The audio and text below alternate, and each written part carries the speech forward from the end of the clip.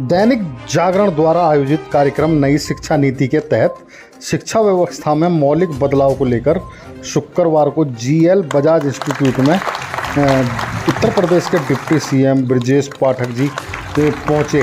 उनके अलावा सुरेंद्र नागर जी राज्यसभा सांसद और सांसद डॉक्टर महेश शर्मा जी के अलावा एमएलसी नरेंद्र सिंह भाटी जी, एमएलसी श्रीचंद शर्मा जी और विधायक धीरेन्द्र सिंह जी और तेजपाल नागर जी भी इस कार्यक्रम में शामिल हुए। इस पर नई शिक्षा नीति के बारे में चर्चा की गई।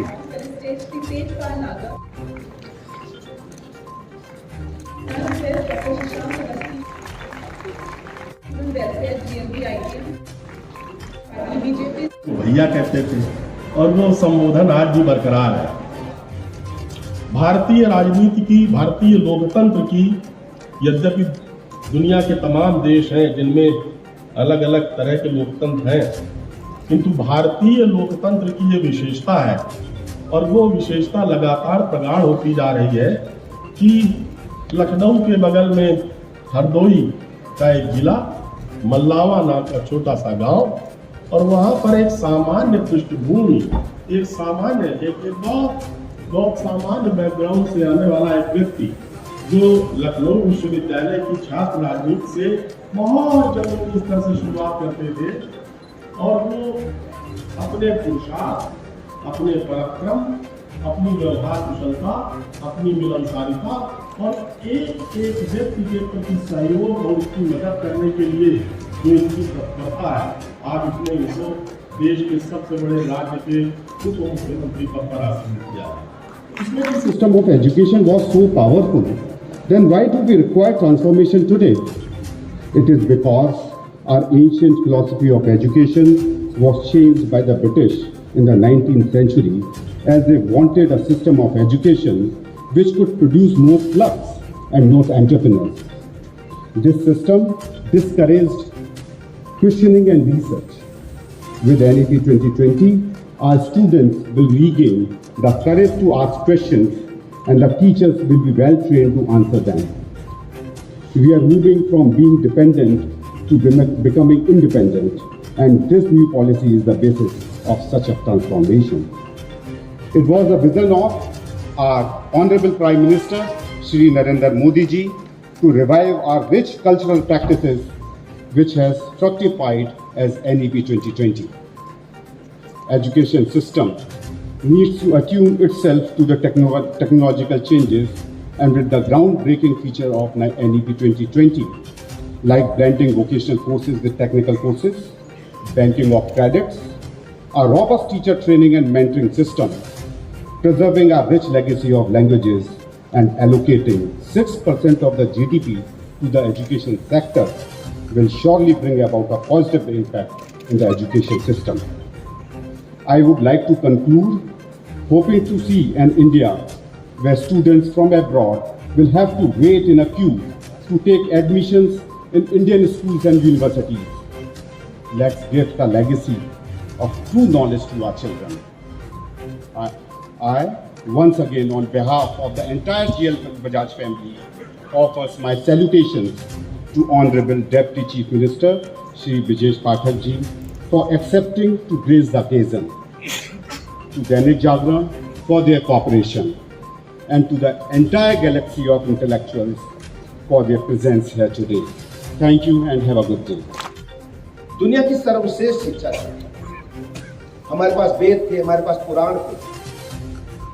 मुगल आक्रांताओं ने हमारे पर हमले किए और उन्होंने सबसे पहले कहां हमला किया? हमारे साहित्य के केंद्र पर, हमारे शिक्षा के केंद्र पर, हमारी यूनिवर्सिटी को आग लगा दी। तो हमारे पूर्वजों ने क्या किया कि आग लगा दोगे, लेकिन कहा जाता कि सब कुछ चुरा लोगे, शिक्षा को चुरा नहीं सकता। तो हमारे गुरुजनों ने, हमारे आचार्यों ने क्या किया कि अपने सभी शिष्यों से कहा कि सभी वेद पुराणों को आप कंठस्थ कर लो, याद कर लो। तो उन्होंने कहा गुरुदक्षिणा क्या होगी? कल गुरुदक्षिणा यही होगी कि हम तुम्हें याद करा रहे हैं, तुम प्रतिवर्ष कम से कम 10 शिष्यों को याद करा देना। आप सोचिए हमारे पर कितने हमले हुए, हमारी संस्कृत को, हमारी सांस्कृतिक विरासत को मिटाने पर कितने हमले हुए। हजारों वर्ष हमने प्रताड़ना झेली है। और फिर भी हमने अपना संस्कृति नहीं बदली। एक तो हिंदुस्तान में राजा हुए थे, इतिहास बताता है कि जब तक वो 10 टन जनेऊ सामने रख नहीं लेते थे आग लगा करके, तब तक भोजन नहीं करते थे। आप लोगों ने इतिहास में पढ़ा। ऐसे ऐसे हमने सांस्कृतिक विरासत पर हम दिए, लेकिन हमने वेद पुराण सबको याद करा दिए। आज हम नई शिक्षा नीति की बात कर रहे हैं। अंग्रेजों ने जब देश की शासन सत्ता व्यवस्था संभाल ली, तब उनको लगा शासन चलाने के लिए अधिकारी चाहिए, बाबू चाहिए, चपरासी चाहिए। जमींदार व्यवस्था समाप्त होने लगी थी। तो आईसीएस तो इंग्लैंड से बन करके आएंगे अपनी व्यवस्था के, अपनी शिक्षा से। बाबू इंडिया में बनेंगे, उन्होंने ऐसी शिक्षा डेवलप की। लॉर्ड मैकाले को उन्होंने यहां अध्ययन करने के लिए भेजा। लॉर्ड मैकाले जब हिंदुस्तान की संस्कृत को, सांस्कृतिक व्यवस्था को देख करके इंग्लैंड गए, तो वहां उन्होंने एक बयान दिया। वो इंग्लैंड की संसद में बयान दिया। उन्होंने कहा कि भारत पर अगर कब्जा करना है तो वहां की शिक्षा व्यवस्था को आपको बदलना पड़ेगा, नहीं तो कभी आपके मंसूबे पूरे नहीं होंगे। उनकी सांस्कृतिक और सांस्कृतिक धरोहर बहुत मजबूत है, वो कभी अपने से अलग नहीं होने वाले, वो कभी आपको स्वीकार करने वाले नहीं। जो अभी हम एजुकेशन पॉलिसी अभी तक जिसका अध्ययन हम कर रहे थे, ये उन्हीं के देन है, लॉर्ड मैकाले के देन। आजादी के बाद कई सरकारें आई गई, दशक बीत गए, लेकिन किसी की तरफ शिक्षा को बदलने के लिए किसी का ध्यान नहीं। मैं आभार प्रकट करना चाहूंगा आदरणीय प्रधानमंत्री नरेंद्र मोदी जी का, जिन्होंने नौजवानों की, होनहारों की इस पीड़ा को समझा और हिंदुस्तान के लिए नई शिक्षा नीति लाने का काम। जो शिक्षा व्यवस्था हमारे अनुकूल होगी, जो पुरातन काल से चली आ रही थी, उसको बदल दिया। मातृभाषा, सामान्यतः हम देखते हैं कि सारे लोग इंग्लिश की तरफ दौड़ चले गए, लेकिन आदरणीय प्रधानमंत्री ने क्या, जो बच्चा है मातृभाषा में उसको कक्षा 5 तक की हम शिक्षा देने का काम करें। ऐसे कई बिंदु नई शिक्षा नीति में रखे गए हैं। मुझे पूरी उम्मीद है आज जो सेमिनार दिन भर का है, लगभग 4 सेशन इसमें होने वाले हैं। इन चारों सेशन में विभिन्न वक्ताओं के माध्यम से जो बातें आएंगी वो नौजवानों के लिए बहुत अच्छा होगी, हमारे विद्यार्थियों के लिए रास्ता दिखाएगी और प्रदेश और देश के विकास में सहायक होगी। मैं जीएल बजाज ग्रुप को, दैनिक जागरण परिवार को बहुत बहुत बधाइयां देता हूं, शुभकामनाएं देता हूं।